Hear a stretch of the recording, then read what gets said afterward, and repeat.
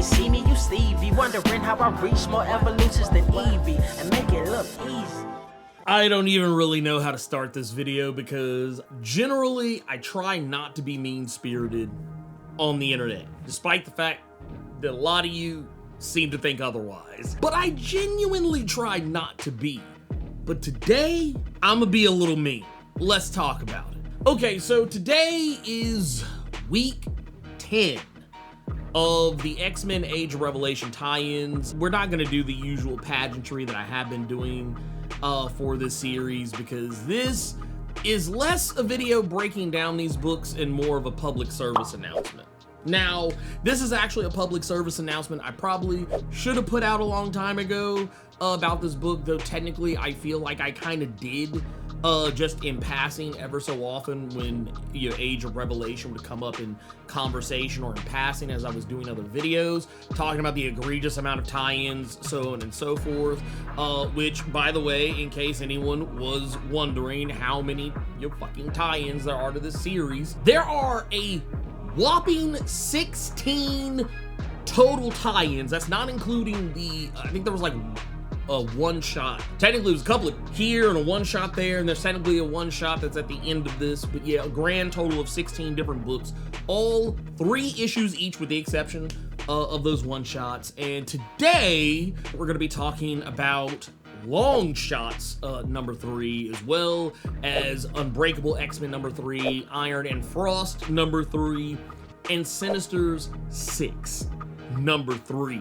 These titles, which I want to be very clear when I say this, I don't think any of these books are bad, but I find them to not be very helpful to the Age of Revelation's cause, if that makes any sense. To the point where, and you know what, let's take a shot across the bow here at the Longshots series. This is a book which, to be fair, I think Jonathan Hickman and Jerry Duggan, they understood the assignment from the word go. I think that's something I've actually talked about quite a bit, is that I feel they understood that this was a story that was kind of unnecessary. The fact that it's called Longshots, the fact that Longshot really isn't even a main character in it, he's more of a sight gag than he is anything else, and they've been doing this over the past couple of issues, but this issue, probably more than any of the ones before it, actually points out the fact that the book doesn't really have shit fuck all to do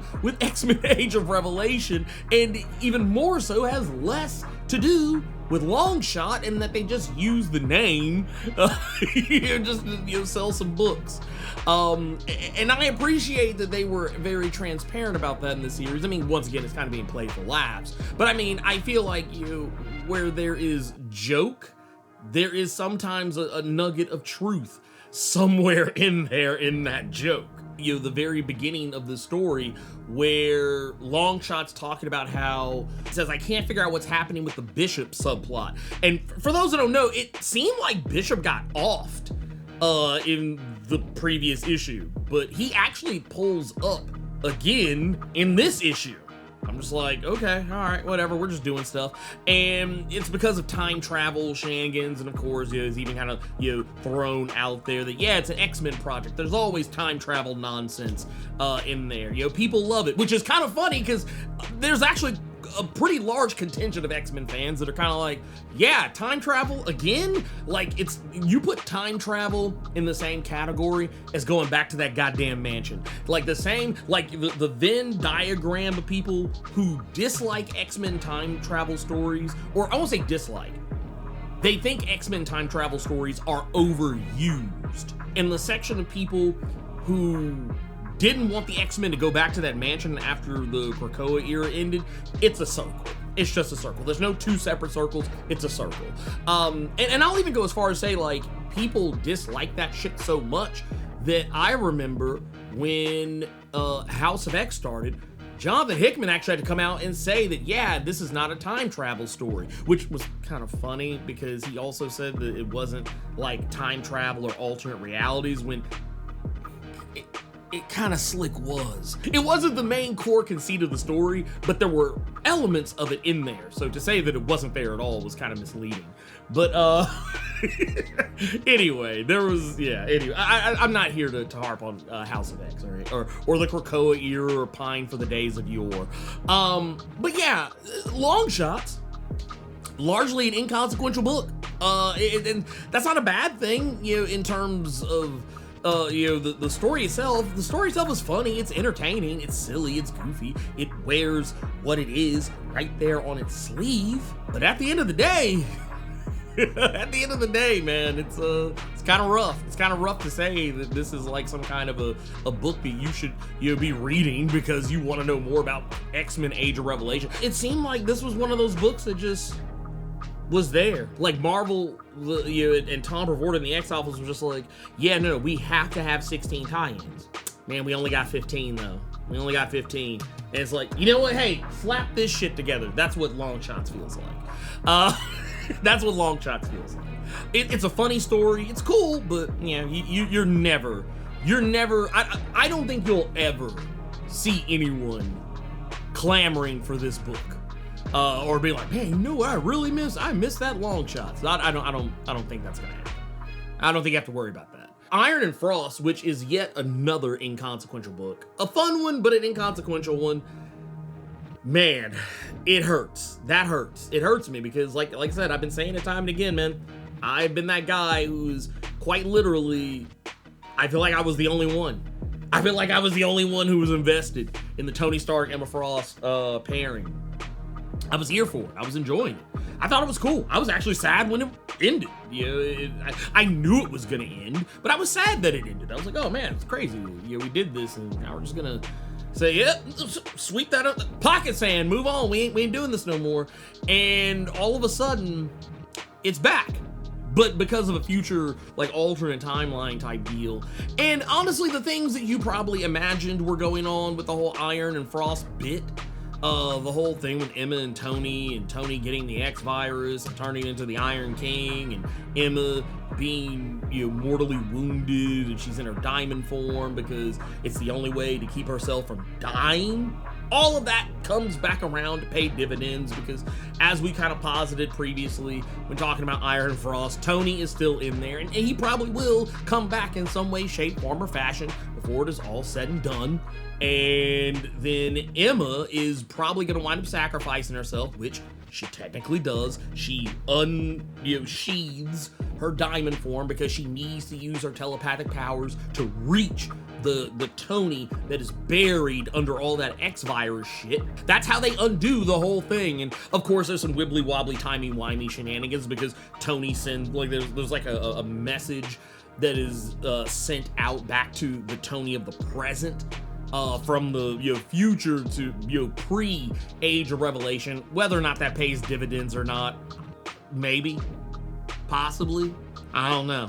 We'll have to wait and see. I like, honestly, I don't see it mattering very much. If it does, I'd be shocked. I'd be shocked if it did. But yeah, it was cool. There was an interesting little bit with Landslide in there, and I actually enjoyed the part with Landslide where they're actually, like, kind of uplifting the kind of the stepfather aspect of this. Rhodey, showing how, like, Rhodey stepped up to be a part of her life since Landslide's parents had died during the whole X virus deal. So yeah, I dig that part. Honestly, I hope that maybe Landslide comes out as a character in the main timeline somewhere down the road. Whether or not that happens is another story altogether, because once again, it seems kind of heavily reliant on the X virus. So, and I'm pretty sure that's going to be something that gets, like, wrapped up, as a result of all this other stuff. So, yeah, it is what it is. But there's also Sinister's 6, which has been a fun read, like, up to this point, but even this kind of falls short. And this is a book that has Revelation in it. Like, Revelation is actually present for a lot of what's going on here, because the Sinister's 6 have broken into one of his facilities, and we get to see some interesting little, back and forth and whatnot and what have you. But at the end of it all, I feel like the thing that ultimately comes to play at the end of this doesn't really matter. once again, when the Age of Revelation comes to its close, it's probably never going to be addressed again. I mean, maybe they could prove me wrong, but I feel like kind of similarly to Age of Apocalypse, where like, you know, the Age of Apocalypse timeline was supposed to be completely donezo, you know, after the events of you know, the whole thing, and then they kept coming back to it because they were like, oh no, we y'all really like that Age of Apocalypse, we're gonna keep coming back to it. Well, I feel like, yeah, maybe they'll do that with Age of Revelation, but I feel like the whole point of Age of Revelation is that it's supposed to be stopped and undone. So when they show at the very end that the Sinister like diamonds, the crystals and stuff that we associate with Mr. Sinister, we end up seeing them perpetuate throughout the realm, and they even kind of say that it could probably take thousands of years for this to do anything. It seems like, I don't know, I feel like we don't really know exactly what the fuck those crystals are gonna do, is ultimately what I feel like, because it seems like they just take over whatever they're a part of, which is what happens to Havoc by the time you get to the end of this. And then there's this really strange little subplot where the Venom, you know, that's been following them around is actually Polaris, which I was just like, you know what, okay, whatever. This is like the epitome, like you know, I've been saying this a lot lately. It's kind of become a running gag for this whole series. But Pocket Sand, that's basically what this was. It was like, yeah, Pocket Sand. Don't worry about why Polaris is in the Venom suit. Like, even though technically Havoc swore up and down that she was dead. I don't know, I feel like it's kind of nebulous towards the end of this that he knows. But yeah, Havoc basically sacrifices himself. Doesn't even really hurt or harm Revelation in any way to do so. And Polaris runs back, kills Sinister, and takes the kid. And they wander off into the sunset for however much longer they'll be able to do that. And also gives the kid a piece of the Venom symbiote so they can not be affected by the X-Virus. Like, the only real, I think, revelation... pun intended. I think the only real revelation is that Revelation will lie bold-faced, lie to you straight up in front of you, despite the fact that we know that the X-Virus does affect mutants, even though Revelation tries to claim that it doesn't. And also we know that Revelation is responsible for the X-Virus. This was something that was revealed in the World of Revelation one shot, if I remember correctly. And it's like, yeah, he's sitting here trying to put on a show in front of his choristers. And then there's also Elbecca, who we also know is a sleeper agent for Apocalypse, but none of that really comes up. And also, Fabian Cortez is still walking around breathing air, despite the fact that he should be very dead. So we know that this takes place before whatever was going on in Book of Revelation. This was wasted potential. And I feel like that's going to be kind of par for the course for a lot of these books, is that it's going to be just like, man, this is just wasted potential.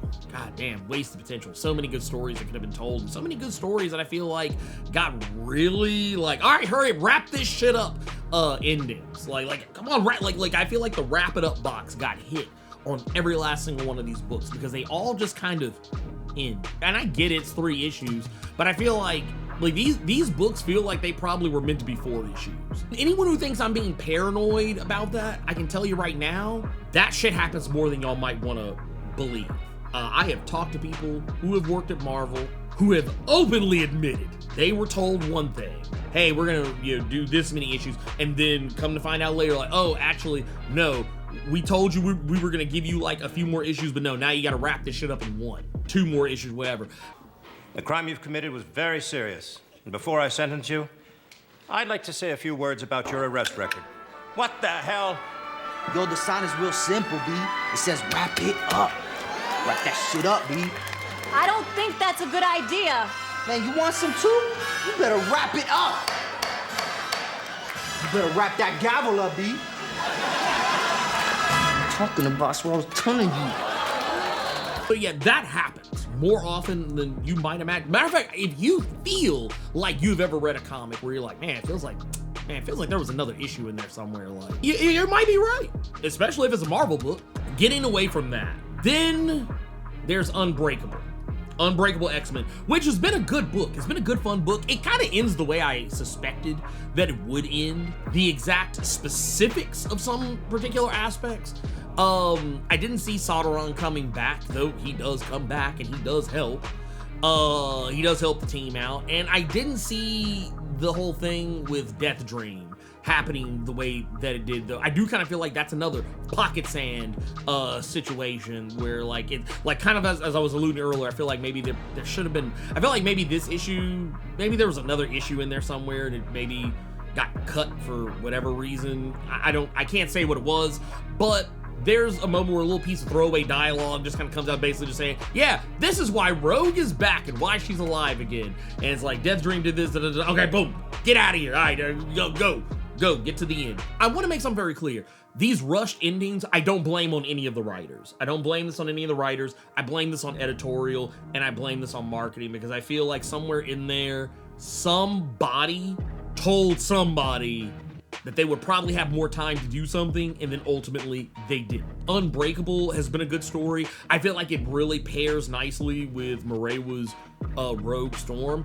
I just wish that this series, as well as a great many other series that are in this, I kind of wish they just would have had more consequence. All these books are just shit that's happening in the world of Age of Revelation, but not really moving the plot forward on Age of Revelation. I feel like that's a missed opportunity. I feel like the Age of Revelation, it should have had a core book, because even Amazing X-Men, which is technically the core book of the whole thing, you know, aside from, you know, Book of Revelation, none of these books actually really move the plot forward in a way that I feel helps the event itself. Like, I actually, with the benefit of hindsight, kind of want to go back and give all of these goddamn books not essential, a not essential rating, because I feel like, yeah, if you just read the Overture one shot and then just the 0 issue of Age of Revelation and then read the finale, I don't think you would be lost on anything, because yeah, none of these really matter. They don't really matter. I mean, some of them do more than others. Some of them do actually, like, express greater elements. But yeah, most of these books are like, hey, the Age of Revelation thing, here's what these motherfuckers are doing over here. And and well, that's fine. That's fine. I feel like this book needed like an actual, like, Age of Revelation title. It needed an actual Age of Revelation title, because I feel like, yeah, like, and I'm saying this is a guy who is terminally dialed into this whole event. I have literally been reading in this event, and I am walking away from this, like getting, like at least this week of books, I'm literally sitting here thinking, like, okay, so it's all coming to an end. Cool. That was the thing that happened in 2025. You know, it's just like, you know what it is? This is Ten of Swords all over again. Yeah, this is Ten of Swords all over again. Yeah. How many of y'all remember Ten of Swords? That was another X-Men event that I literally read everything on. And by the time that it all came to a close, while I didn't hate it, I was just kind of like, yep, this is an event that happened. This is a thing that happened. I like, my excitement for it was like sky high, and then by the time it came to an end, I was just like I was hitting the wrap it up box. I want to love this event, but yeah, I can't. Like, there's really good character development, but the thing is, you know, character development's one thing, plot is another. Consequence is another. I'm gonna say something very controversial yet so brave. This is giving me Night Terrors vibes. How many of y'all remember that DC Comics debacle? Night Terrors, y'all remember that shit? Another crossover event with like 50-11 tie-ins. And it was an event that literally put the entire DC Comics line on pause. And I feel like that's what this is doing. I mean, that's not even what I feel like. That is what this is doing. It's literally taking better stories that Gale and Murewa and Jed and, you know, everybody else in, you know, the X office that is writing books, is taking all those books and saying, you know what y'all are doing is cool. This shit over here is gonna be better. And then it don't be better. It ain't better. It ain't better. It's like, man, like right now, I'm gonna tell you what happens. Every time I read Unbreakable X-Men, I'm like, man, I kind of really want to just get back to the main Uncanny X-Men, because that is where it's at. I want to get back to the Jed adjectiveless X-Men, because that's how I feel about literally every book that this is. So, I don't know. So at the end of it all, like I said, I want to say none of these books are essential. That's basically That's basically what I'm saying. None of these books are essential reading for the Age of Revelation.